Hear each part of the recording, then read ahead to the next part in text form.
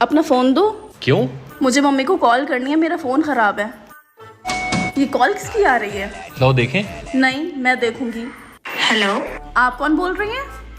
वो मैं बैंक से बोल रही हूँ। आपके हस्बैंड का 5 लाख का लोन पास हुआ है। 5 लाख रुपए का लोन? क्या मेरी बात उनसे हो सकती है? लो बात करो, तुम्हारा 5 लाख रुपए का लोन पास हुआ है।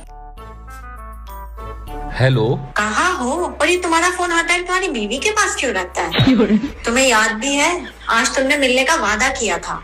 मिलने को कह रही है। हाँ चले जाओ, 5 लाख रुपए की बात है।